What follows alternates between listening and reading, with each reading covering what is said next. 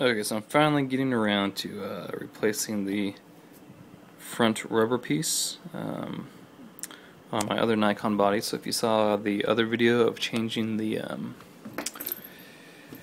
the thumb rubber, I changed that on my other camera body, and then I also did it on this camera body too.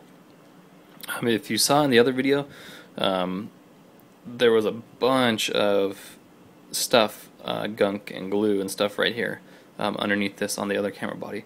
That's because that other camera body was used, and I bought it used from a guy, and it looks like he had applied super glue and a bunch of crap. So it was the other body took me like 20 minutes to clean all that off and get it all nice and smooth. This one, I bought this one brand new, and so I never applied super glue to this. I just taped it up when it started coming off. I put a piece of tape over this, and this one basically just peeled right off, and there wasn't a lot of glue or residue, so it took me like 3 minutes to replace this, and it's a $5 part, so don't super glue it. Again, I'll say that again, don't super glue it, just buy the part.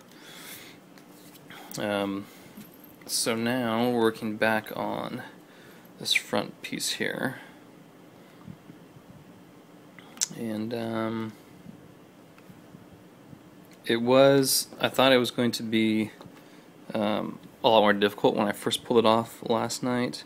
I just kind of pulled it off to see how bad it was going to be. Most of the glue came off. At first I thought all this white stuff in here was glue, but it's just the color of the body that didn't get sprayed with paint. So you can see that there's where they sprayed the body, it's just overspray. So there's a few little areas in here that I had to use tweezers. Back up in there, I had to use some tweezers to get the glue out. And up in there, I had to use some tweezers. So just make sure you get a little glue residue out, and once again using alcohol on the Q-tip. So yeah, so it was fairly easy to clean besides those little cracks in there. It's fairly easy to clean the glue out, and then I'll just throw the new one on, and it'll be good to go. And I found out the reason why this one was coming off is because if you can see right there, it looks like I got hit. I must have hit it on something, and so it actually this area where it was peeling right here, it's not completely flat. There's like bumps in here that you can see. So that's why it started breaking the glue off. I probably hit it pretty good on something going around a corner when it was on my shoulder. So, yeah, put the new one on.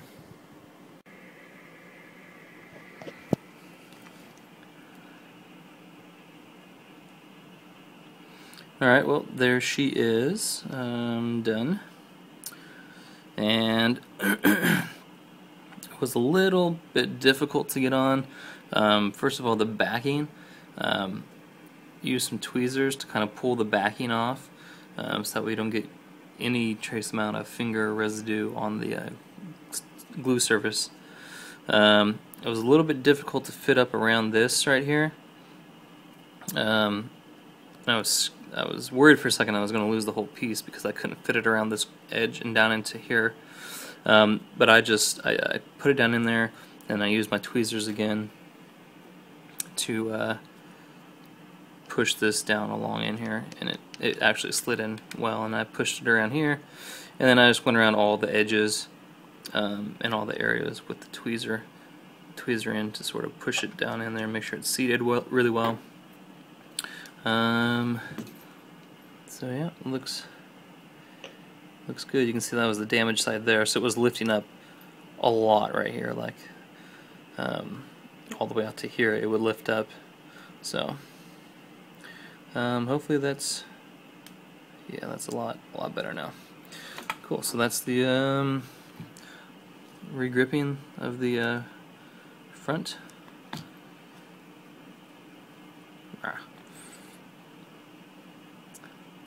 Nikon D700 front regripping, and then the other video back regripping.